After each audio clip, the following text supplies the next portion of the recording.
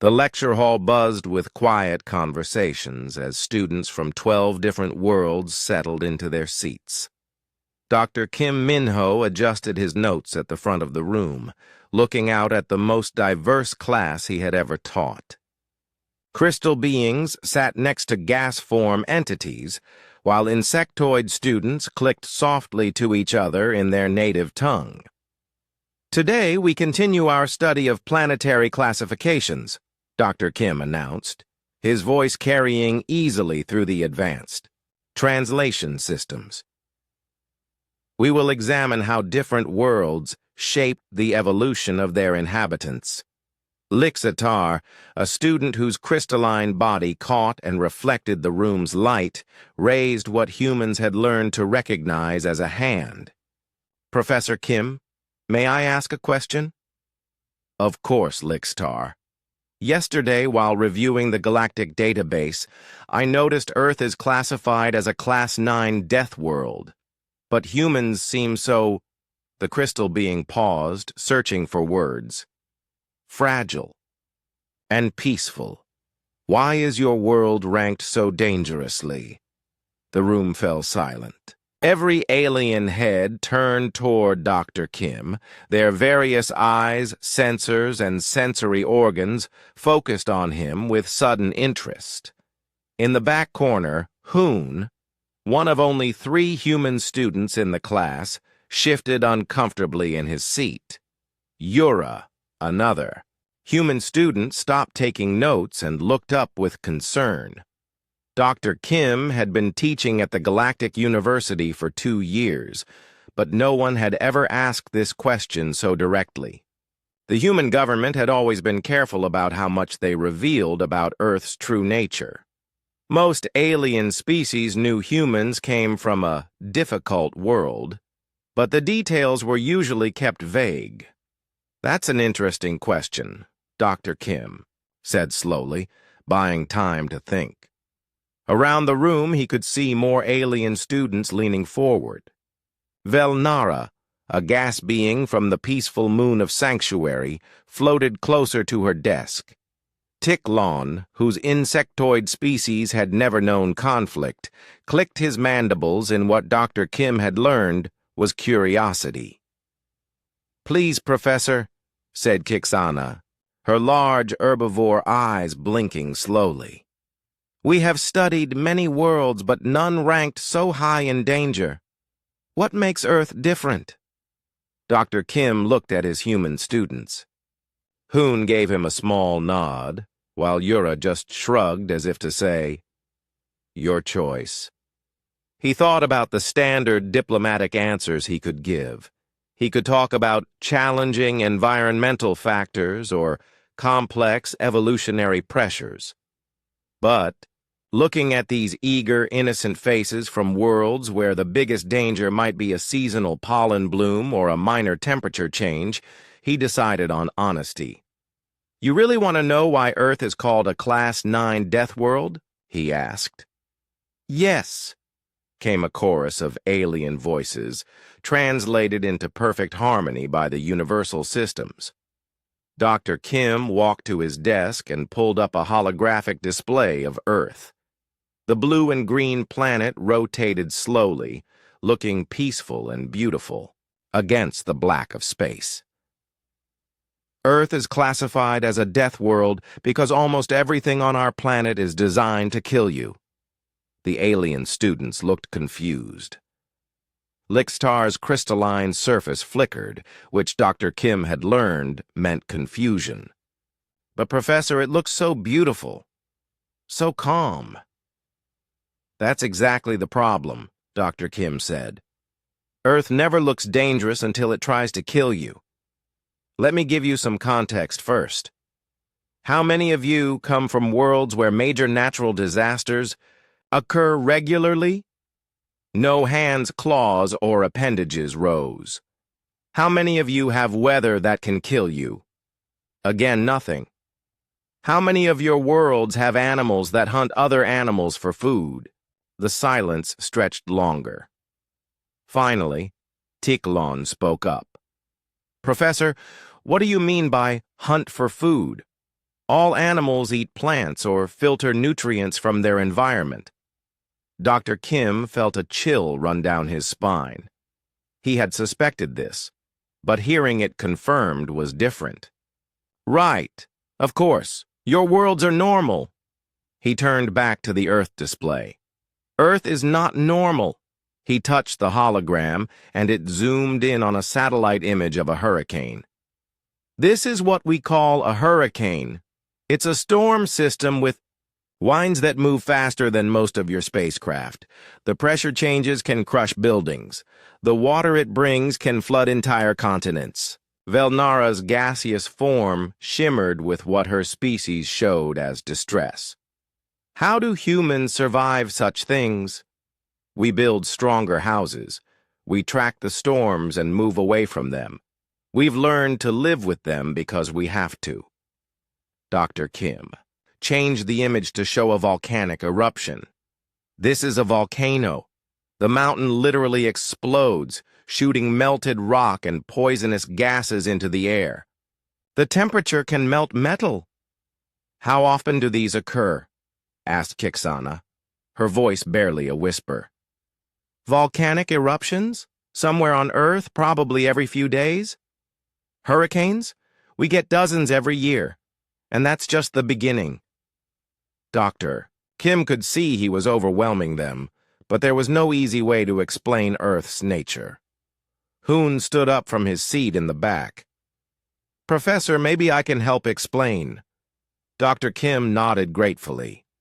Hoon grew up in Seoul, one of Earth's major cities. Last year, while I was home for break, we had an earthquake, Hoon said casually. The ground shook so hard that buildings swayed back and forth like trees. Some roads cracked open. A few older buildings fell down. The alien students stared at him in horror. How many died? Lixtar asked. 3 people, Hoon replied. It was considered a very mild earthquake. Mild? Tiklon's mandibles clicked rapidly in distress. Oh, yes, Hoon continued. We have earthquakes all the time. Most of them you don't even notice. You just feel a little shaking and go back to whatever you were doing. The really big ones, those are scary. But we build our cities to handle them. Yura raised her hand. Should I tell them about the flooding last spring? Flooding? Velnara asked. Sometimes our rivers decide to become much bigger rivers, Yura explained. The water rises and covers the land around it. Last spring, the river near my hometown rose 6 meters higher than normal. It covered roads, farms, even some small buildings. What did you do? Kixana's large eyes were wide with shock. We moved to higher ground and waited for it to go down. Then we cleaned up and rebuilt what we needed to rebuild. It happens every few years, so we're used to it. Dr. Kim watched his alien students process this information. These beings came from worlds where the weather was predictable, where the ground stayed still, where water stayed where it belonged. The idea that a planet could actively try to kill its inhabitants was beyond their understanding. But Professor, Lixtar said slowly, if Earth is so dangerous, how did humans survive long enough to evolve intelligence? How did you build civilizations? Dr. Kim smiled grimly. That, Lixtar, is exactly the right question, and the answer is going to surprise you even more. He looked around the room at the alien faces filled with concern and confusion. What I've told you so far is just the beginning. Earth's weather and geology are dangerous, yes, but they're not even the worst part. There's worse? Tiklon asked, his voice barely functioning through the translator. Much worse, Dr. Kim confirmed. Tomorrow we'll talk about what it really means to live on a world where gravity itself is trying to crush you. The alien students sat in stunned silence as Dr. Kim dismissed the class. As they filed out, He could hear them talking in hushed tones, their various forms of communication creating a symphony of worry and disbelief. Hoon approached the desk as the room emptied. "Professor, are you sure about this? They look pretty shaken up." Dr. Kim gathered his notes. "They asked for the truth, Hoon. Besides, they need to understand. If they're going to work alongside humans in the future, they should know what we're capable of." "And what are we capable of?" Dr. Kim looked at the Earth hologram still rotating peacefully above his desk. Surviving the impossible, apparently. Dr. Kim arrived early the next day to find the lecture hall already half full. Word had spread about yesterday's discussion, and several students from other classes had asked permission to attend. The alien students who had been there the day before sat in the front rows, their various forms tense with anticipation. Lixtar was the first to speak when class officially began. "Professor Kim, we researched Earth overnight. The database says your gravity is rated as severe for most galactic species. What does this mean?" Dr. Kim had expected this question. "Before I explain, let me ask you something. How much does the average member of your species weigh, Lixtar?" "In your measurements, about 20 kilograms. Dr. Kim nodded and looked at Velnara. "And you?" "My gaseous form has very little mass. Perhaps 5 kilograms when condensed." "Tiklon?" 15 kilograms, Professor." Dr. Kim walked to the center of the room. "Hoon, would you mind standing up?" "What do you weigh?" Hoon stood and shrugged. "About 70 kilograms. Maybe 75 after breakfast." A ripple of shock went through the alien students. Chiksana made a sound that the translator rendered as dismay. "But how is that possible? You would be crushed under your own weight on our worlds." "Actually," Dr. Kim said, "it's the opposite. You would be crushed under your own weight on our world. Jiwon, would you join us?" Jiwon, the third human student, made her way to the front. She was smaller than Hoon, but moved with the easy confidence that all humans seemed to share. "What would you like me to do, Professor?" "Just some normal human activities, maybe some exercises." "Sure." Jiwon dropped to the floor and began doing push-ups. The alien students watched in fascination and horror as she lifted her entire body weight, with just her arms, over and over again. "She's lifting 70 kilograms repeatedly," Dr. Kim explained, "with just her arms." Jiwon finished 20 push-ups and stood up, barely breathing hard. "Want me to do jumping jacks?" Before Dr. Kim could answer, she began jumping into the air, spreading her arms and legs, then landing and jumping again. Each time she left the ground, she was fighting against a gravitational force that would pin most aliens helplessly to the floor. Velnara's gaseous form was shimmering rapidly, a sign of extreme distress. How is she moving so easily? The energy required should be enormous. For you, yes, Dr. Kim said. For humans, this is light exercise. Jiwon, how do you feel? Good. Want me to run in place too? Please. Jiwon began running without moving forward, lifting each leg high into the air, pumping her arms. Her breathing increased slightly, but she maintained the pace easily. "Stop," Tiklon said, his voice cracking through the translator. "Please stop. This is terrifying." Jiwon slowed to a walk, then stopped. "Are you okay? Did I do something wrong?" "You just performed what we would consider superhuman feats of strength," Lixtar said, his crystalline form dim with shock. "And you asked if you did something wrong." Dr. Kim gestured for Jiwon to sit down. "This is what I meant about gravity. Earth's gravitational force is approximately 9.8 meters per second squared. Most inhabited worlds in the galaxy range from 3 to 6 meters per second squared." "But how do you survive?" Kixana asked.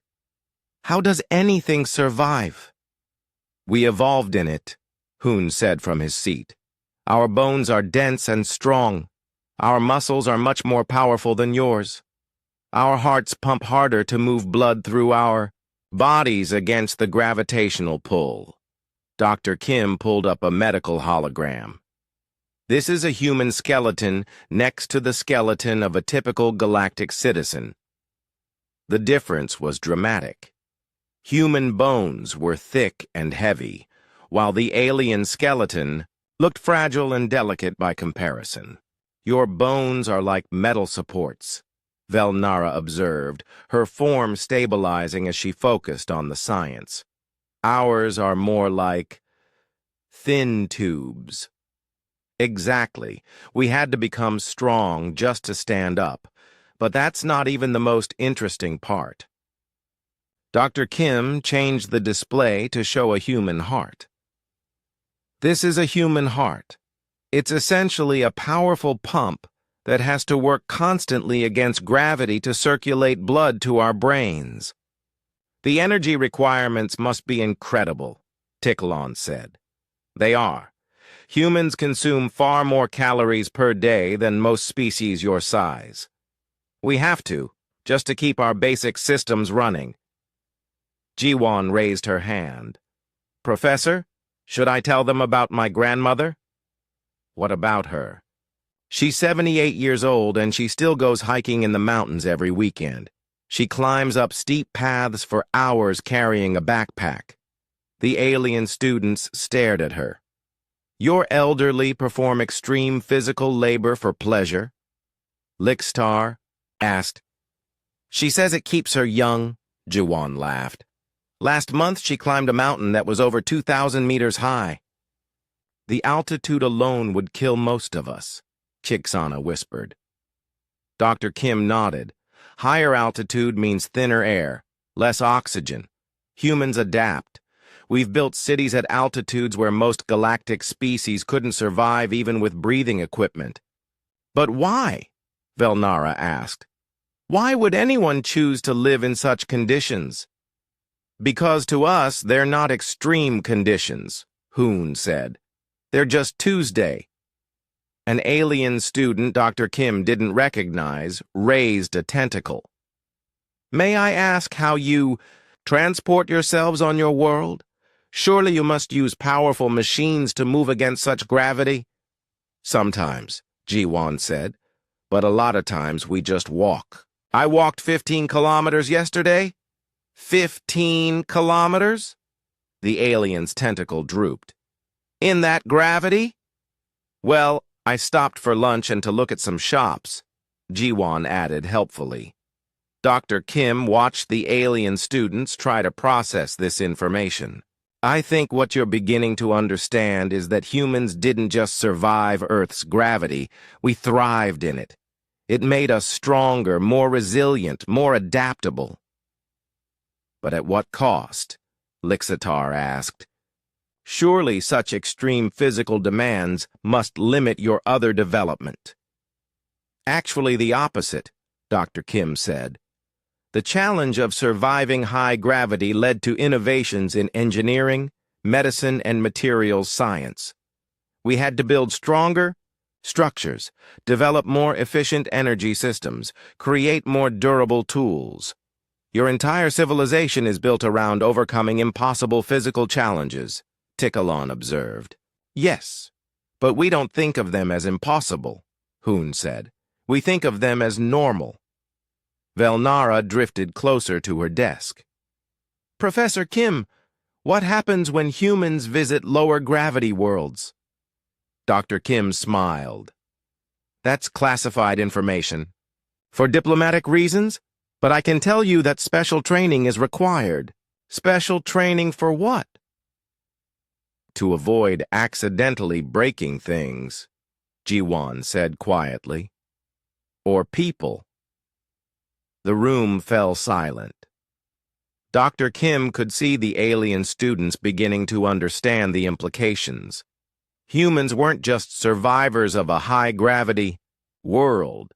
They were beings whose baseline physical capabilities far exceeded anything most species could imagine. "Tomorrow," Dr. Kim said as he prepared to dismiss class, "we'll discuss Earth's weather systems in more detail. Today we talked about gravity, which is constant and predictable. Weather is neither of those things." "It gets worse?" Kixana asked weakly. "Much worse," Dr. Kim confirmed.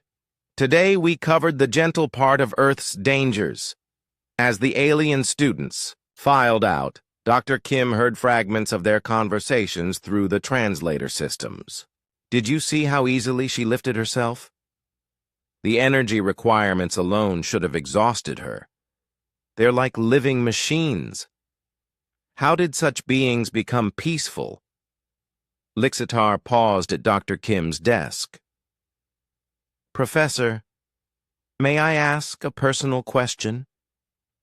"Of course." "When you first left Earth and experienced lower gravity, what was it like?" Dr. Kim thought for a moment. "Liberating. Like flying.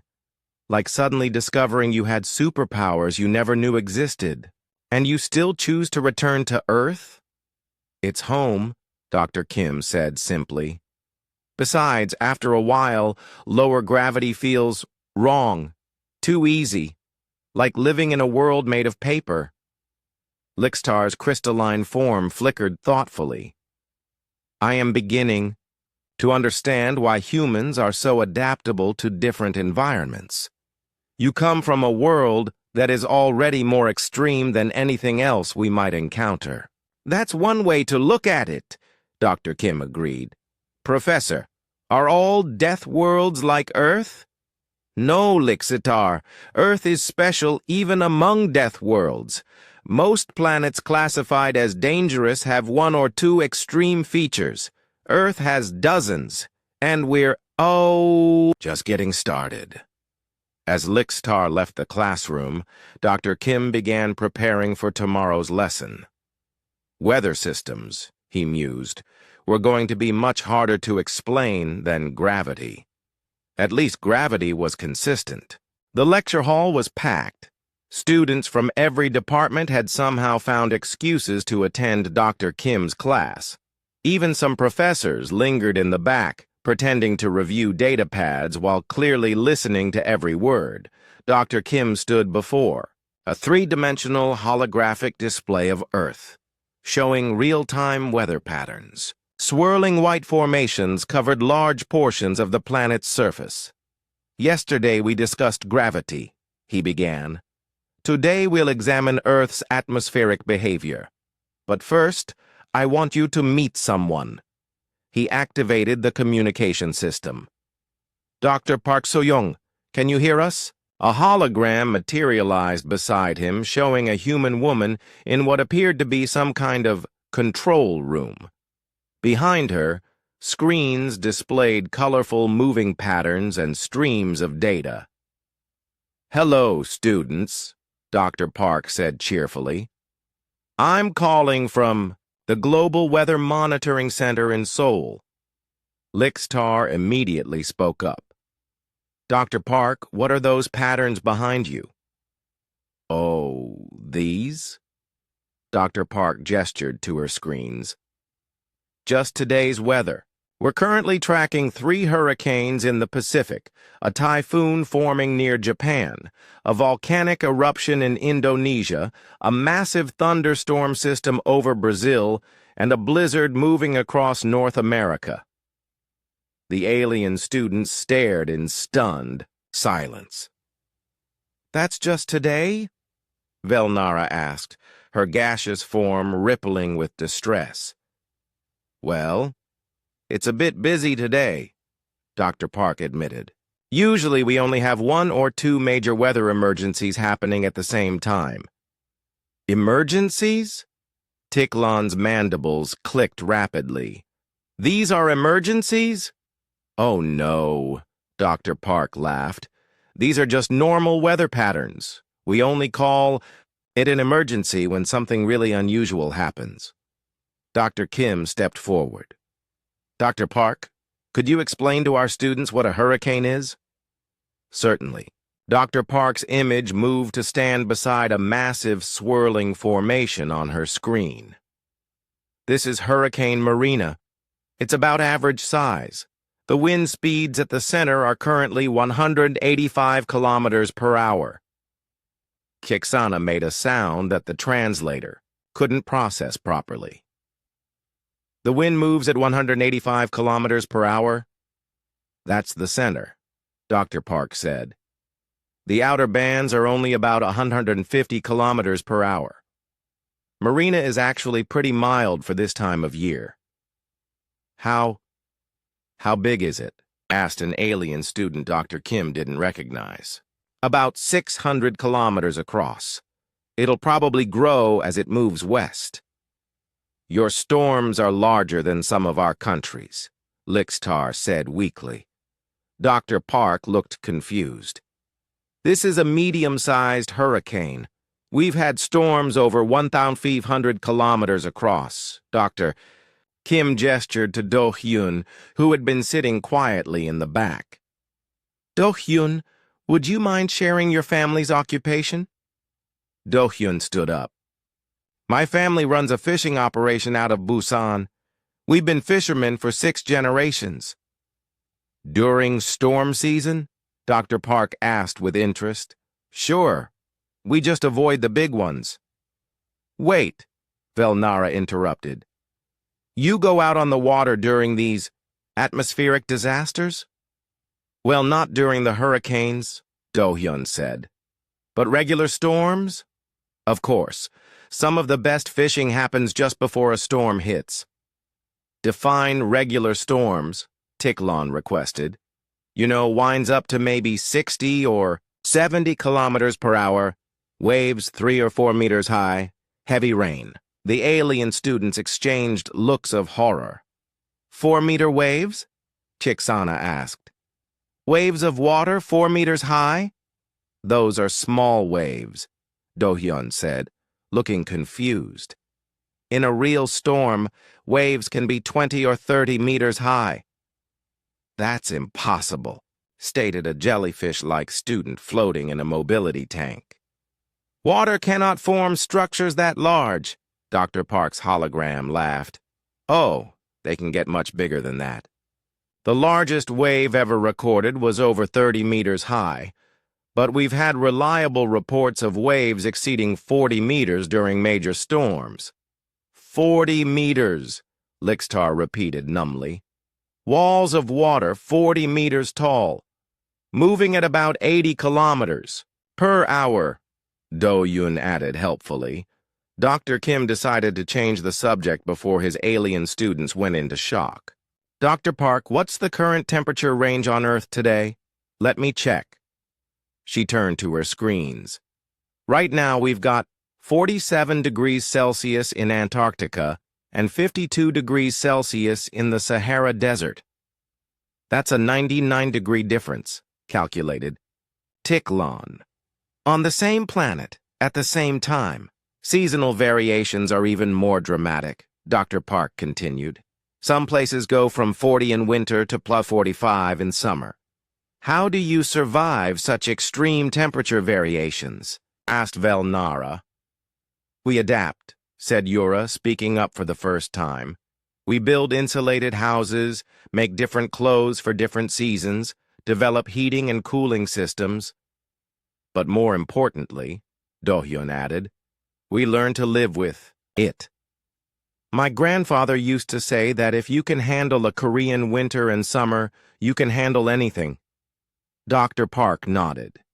Different regions of Earth have different challenges.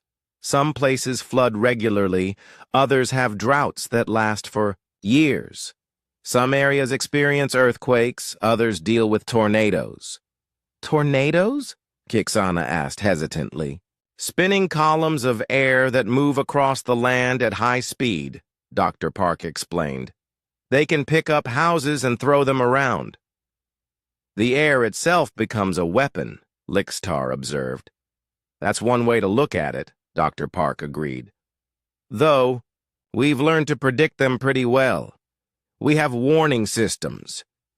Warning systems? We tell people when dangerous weather is coming and they take shelter or move away. Tiklon looked confused. You have enough dangerous weather that you need warning systems? Oh, yes, Dr. Park said cheerfully. We issue weather warnings almost every day somewhere on the planet. Tornado warnings, hurricane warnings, flood warnings, blizzard warnings, heat warnings, cold warnings, wind warnings. You have warnings for wind? Asked the jellyfish student. Well, when wind reaches 100 kilometers per hour or more, it can be dangerous, Dr. Park explained. What does 100 kilometer per hour wind do? Velnara asked. Do-hyun answered. It can knock down trees, blow roofs off buildings, make it impossible to walk outside. You can actually get blown away if you're not careful. The air itself can attack you, Kixana said in wonderment. It's not really attacking, Yura corrected gently. It's just air moving around. We've learned to work with it. Dr. Park checked, something on her screens. Oh, interesting. Looks like that blizzard I mentioned is going to dump about 2 meters of snow on Chicago. 2 meters? Lixtar asked. Of frozen water falling from the sky? That's quite a lot even for Chicago, Dr. Park admitted. Usually they only get about 1 meter at a time. How do people survive being buried under 2 meters of frozen water? Asked Tiklon. They don't get buried, Do-hyun explained. They clear it away with machines, or they stay inside until it stops, then dig out. You have machines specifically for moving frozen water. Snowplows, Yura said. Every city in cold climates has hundreds of them.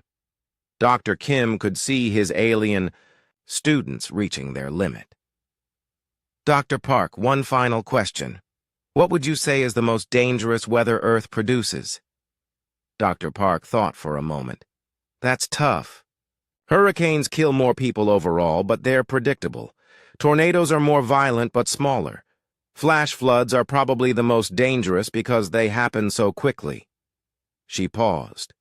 Actually, I'd say the most dangerous weather is when everything happens at once. Everything at once? Sure. Like when a hurricane spawns tornadoes while causing floods and landslides during an unusually hot summer with drought conditions. That's when things get really complicated. The alien student sat in stunned silence. But that's rare, right? Lixtar asked hopefully. Depends on your definition of rare, Dr. Park said. We get multi-system weather disasters a few times a year.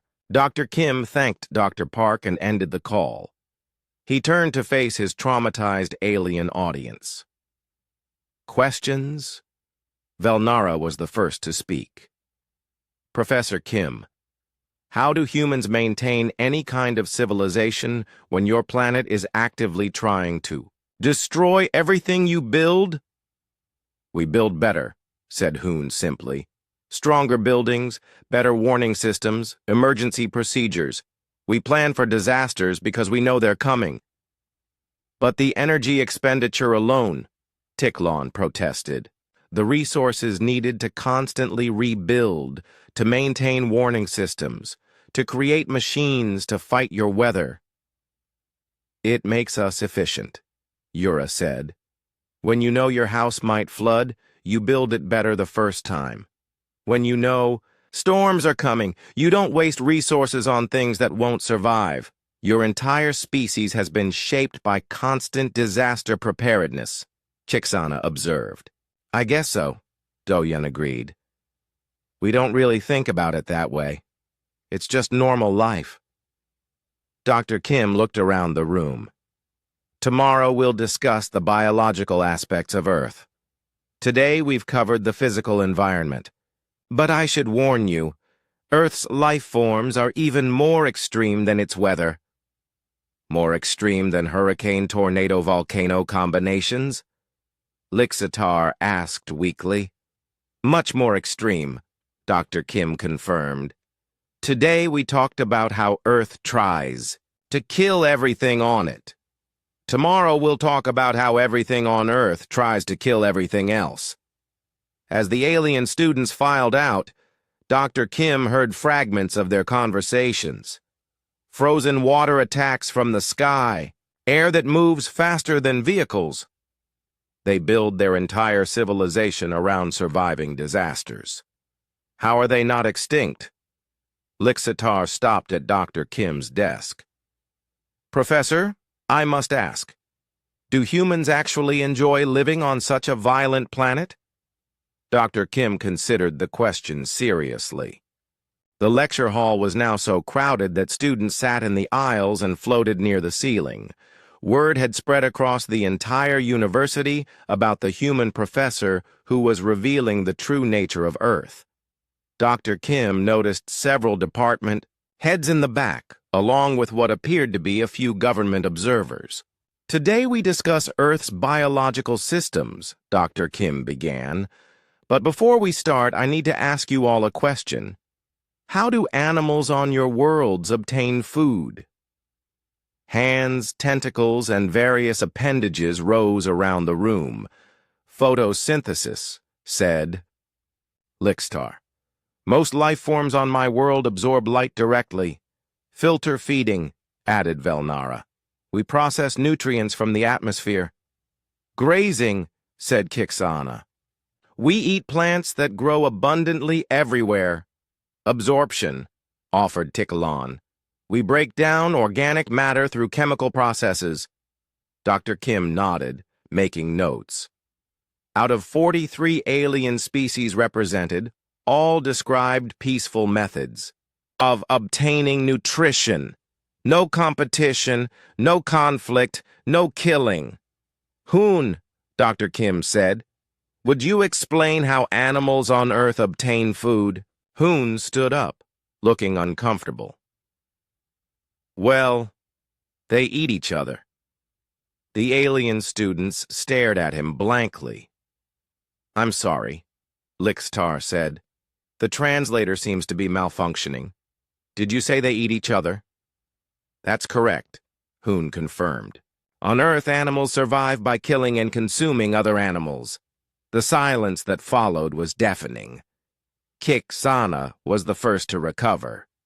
That's impossible. Why would any creature destroy another? There are plants everywhere. Not everywhere on Earth, said Nayan, the biology student, standing up from her seat. And not all animals can process plant matter. Some animals are specifically designed to eat other animals. Designed to kill? Tikalon's mandibles clicked. In distress. Let me show you something, Dr. Kim said, activating a holographic display. This is a food chain from Earth. The hologram showed a progression. Plants, small herbivores, medium carnivores, large carnivores. Arrows indicated the flow of energy from one level to the next. The arrows represent consumption, Dr. Kim explained. Each level survives by consuming the level below it. But that's monstrous, whispered Velnara. An entire ecosystem based on murder. We don't think of it as murder, Nayan said gently. It's just how life works. Plants convert sunlight to energy. Herbivores eat plants. Carnivores eat herbivores. Omnivores eat both plants and animals. Omnivores? Asked a student Dr. Kim didn't recognize. Animals that eat both plants and other animals, Hoon explained. Like humans. The alien students recoiled as if struck. Humans eat other animals? Lixtar asked in horror. Yes, Dr. Kim said simply. We also eat plants, but a significant portion of human nutrition comes from animal protein. You're predators, Kixana said, her large eyes wide with shock. Well, yes, Naon agreed, though we're omnivores, which makes us more flexible than pure carnivores. Dr. Kim changed the hologram to show various Earth predators. These are some of Earth's carnivores, lions, sharks, eagles, wolves. Each image showed sleek, powerful creatures with obvious weapons, claws, fangs, talons. "They're designed for killing," Tiklon observed, his voice barely functioning through the translator. "Yes," Dr. Kim said. "Evolution on Earth created incredibly efficient predators. But surely humans, being intelligent, evolved beyond such primitive behavior?"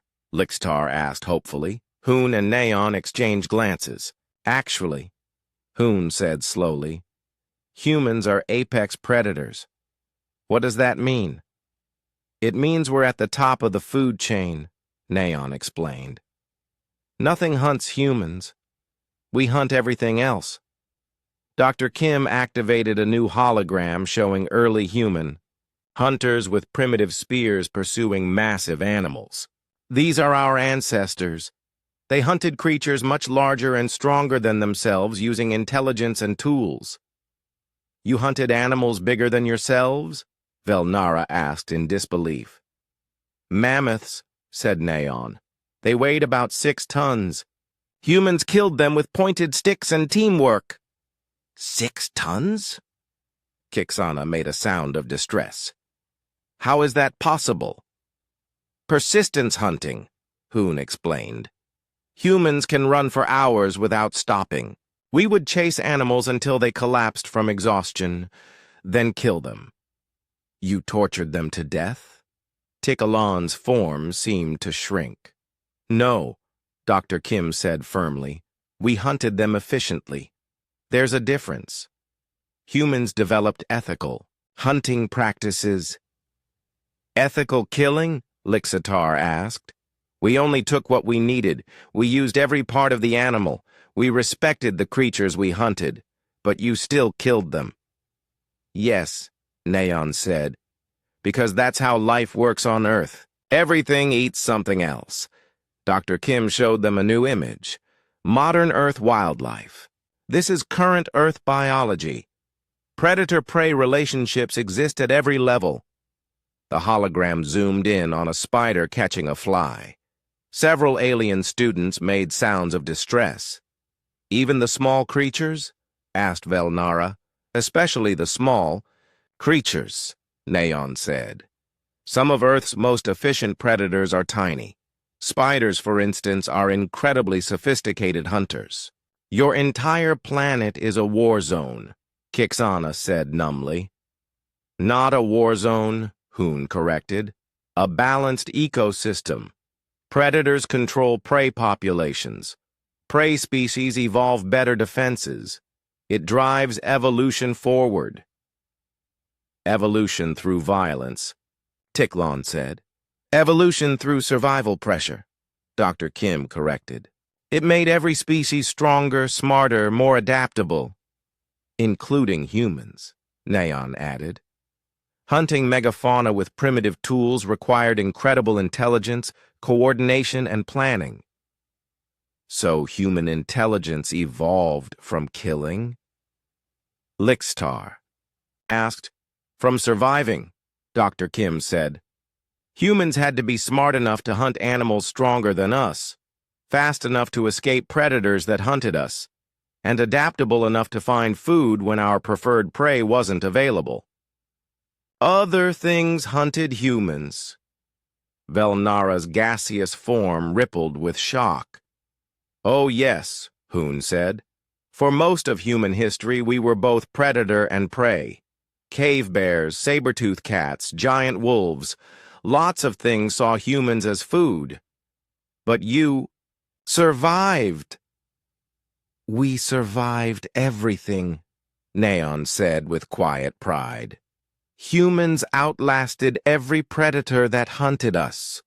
We're the only species on Earth that has never been successfully domesticated by another species." Dr. Kim activated a final hologram. Modern humans. "This is what millions of years of predator-prey evolution produced.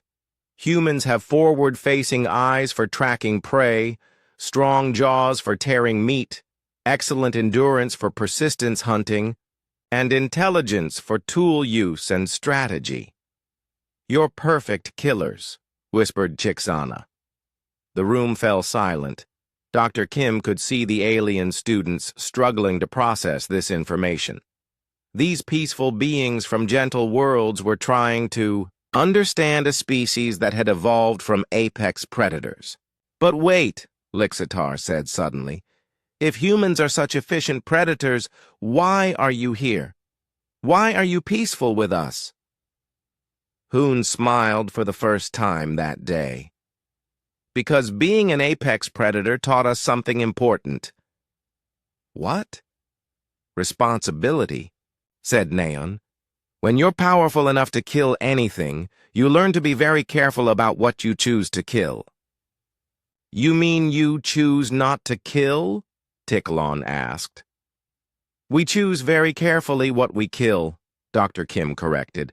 Humans learned that unnecessary killing is wasteful and ultimately self-destructive. But you could kill us, Velnara said quietly. Any of us, all of us. Yes, Hoon said simply, but why would we want to? Your species evolved compassion alongside predation, Chixana observed. Had to, Neon explained. Humans hunt in groups. We needed cooperation, empathy, and social bonds to be effective hunters. You can't have a functioning hunting pack without caring about your pack mates. So your capacity for violence taught you to value cooperation, Lixtar asked. And our cooperation made us better at controlled violence, Dr. Kim added. It's a feedback loop that created modern humans. An alien student in the back raised a tentacle. Professor Kim, what happened to all the other predators on Earth? The ones that used to hunt humans? We outcompeted them, Hoon said. Not through violence, but through intelligence. We learned to adapt faster than they could evolve. We became the dominant predator by becoming the smartest predator, Neon added. And then we chose to stop being predators, Dr. Kim concluded. Chose to stop? Chixana asked. Modern humans rarely hunt for survival. We've developed agriculture, industry, alternative proteins. We've moved beyond needing to kill to eat. But you could return to hunting if necessary? Ticklon asked nervously. Every human could, Hoon confirmed. The instincts and abilities are still there. Dr. Kim looked around the room at the stunned alien faces. I know this is disturbing for species that evolved peacefully. But tomorrow we'll discuss something that might surprise you even more. There's more? Lixitar asked weakly. Tomorrow we talk about what happened when the ultimate predators learned to love, Dr. Kim said, and why that makes humans the most dangerous species in the galaxy. As the alien students filed out in shocked silence, Dr. Kim heard fragments of their whispered conversations. Apex predators, they killed 6-ton animals with sticks. Perfect killers who chose peace. How are we still alive? Lixtar remained, behind as the room emptied. Professor Kim, may I ask you something personal? Of course. Have you ever killed an animal?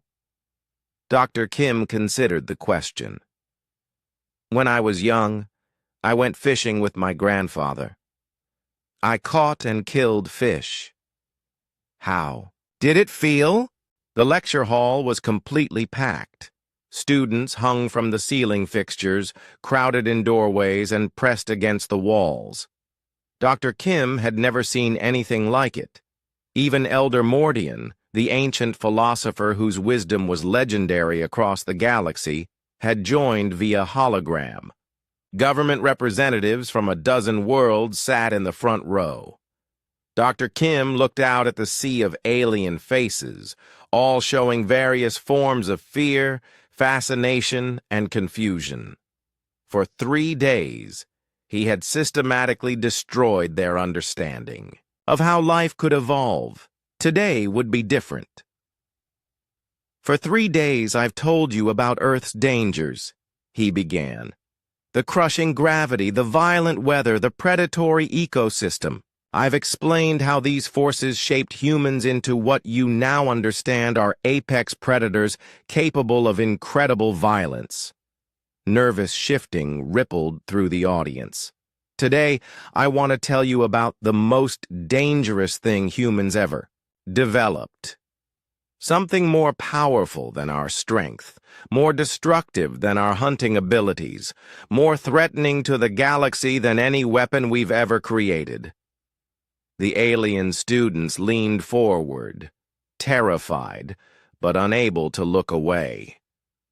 Love, Dr. Kim said simply. The silence stretched for several heartbeats. I'm sorry, Lixatar said finally. Did you say love, compassion, empathy, the ability to care about someone other than yourself? But how is that dangerous? Asked Velnara, her gaseous form rippling with confusion. Seung-ho, the human student studying galactic peace relations, stood up. May I tell them about the Zephyrian rescue? Dr. Kim nodded. Last year, a Zephyrian cargo ship suffered catastrophic engine failure near the outer rim, Seung-ho began.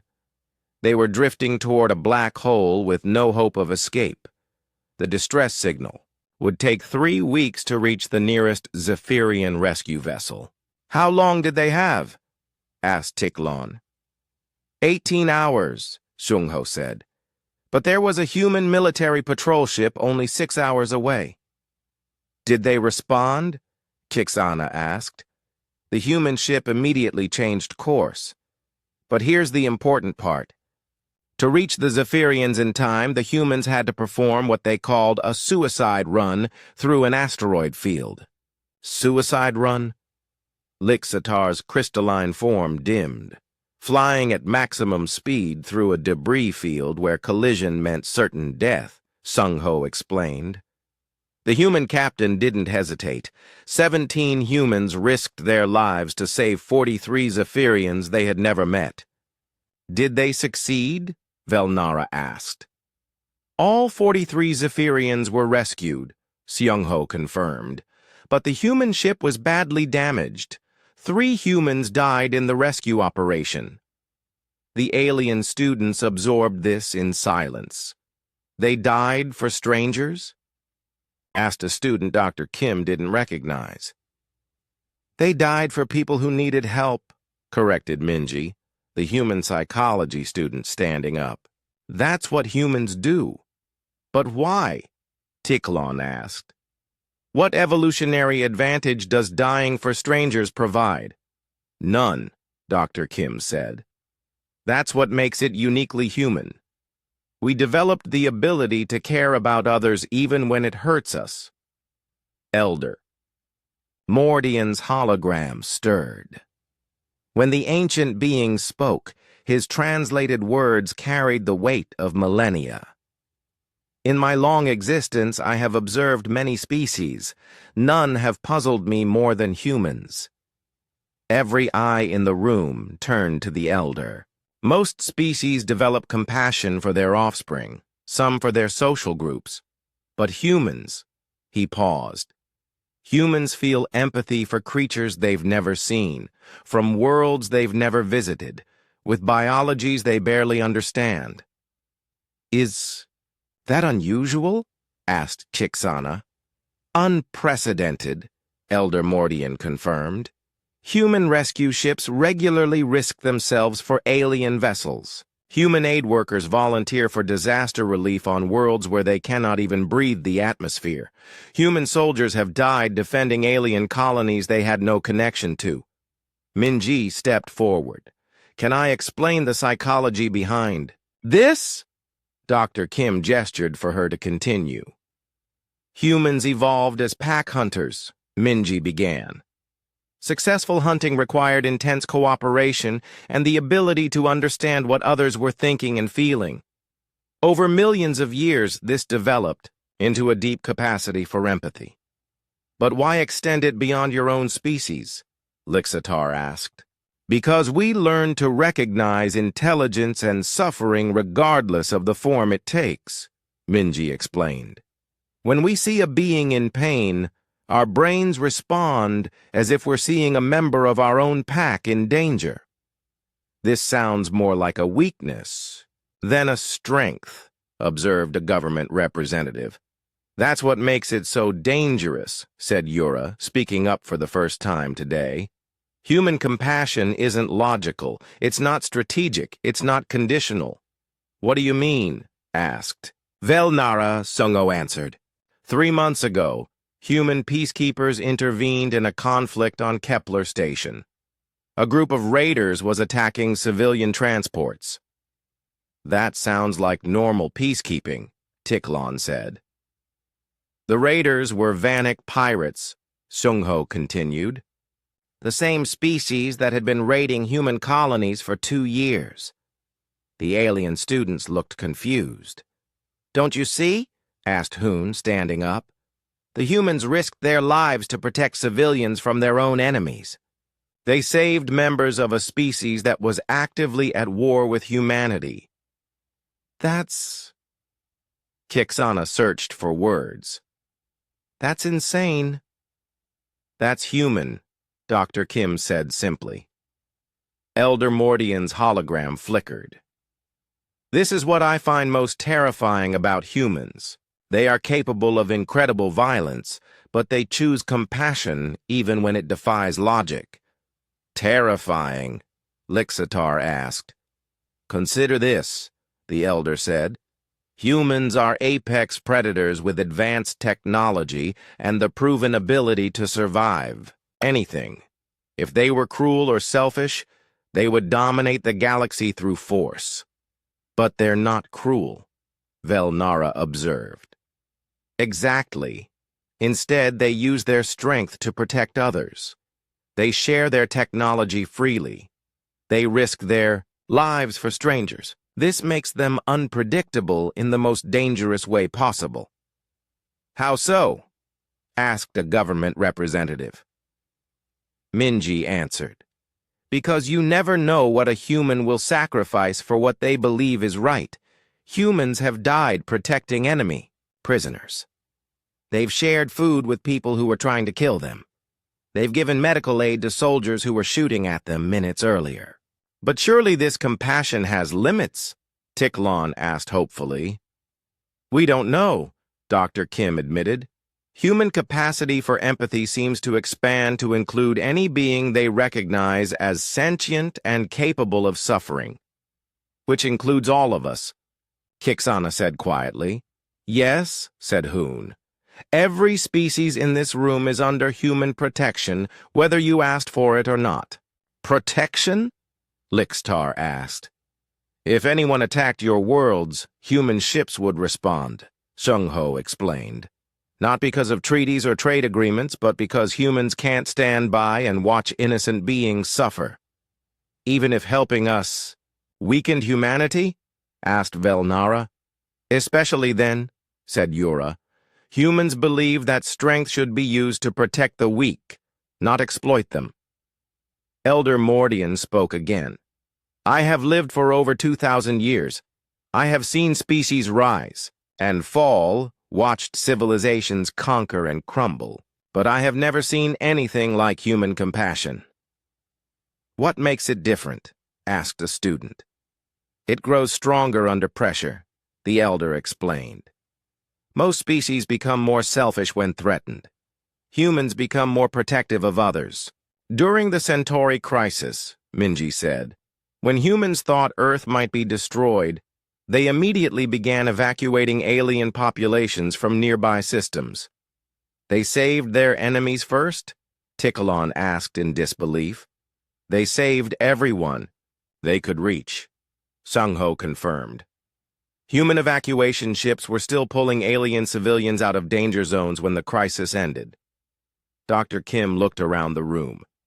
Do you understand now why Earth is classified as a Class 9 death world? Because it created humans, Lixtar said slowly. Because it created apex predators with unlimited capacity for love Dr. Kim corrected.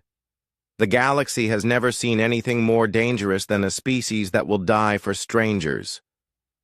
But why is compassion dangerous? Asked Kixana. Elder Mordian answered. Because it's contagious. Humans inspire other species to be more compassionate. They make the rest of us want to be better than we are.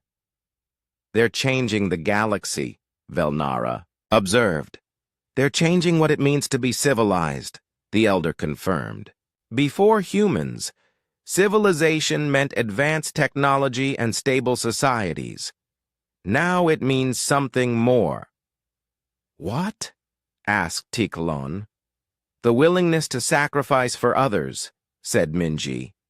Humans have redefined strength as the power to protect rather than the power to conquer. And that terrifies those who prefer the old definitions, Dr. Kim added. Sungho raised his hand. Can I share one more story? Dr. Kim nodded. Last week, a human child on Luna Base gave her lunch to a hungry Altarian student. When asked why, she said, because she looked sad. A child shared food with an alien? Lixtar asked. To humans, compassion isn't learned behavior, Minji explained. It's instinctive. Human children naturally feel empathy for any being they perceive as suffering. Even alien beings? Especially alien beings. Humans seem to feel protective of anything they consider vulnerable. Elder Mordian's image leaned forward. This is why I call humans the most dangerous species in the galaxy. They have the power to destroy anything, but they choose to love everything instead. And that love is spreading, Dr. Kim said. Every species that works closely with humans becomes more compassionate, more willing to help others, more protective of the weak.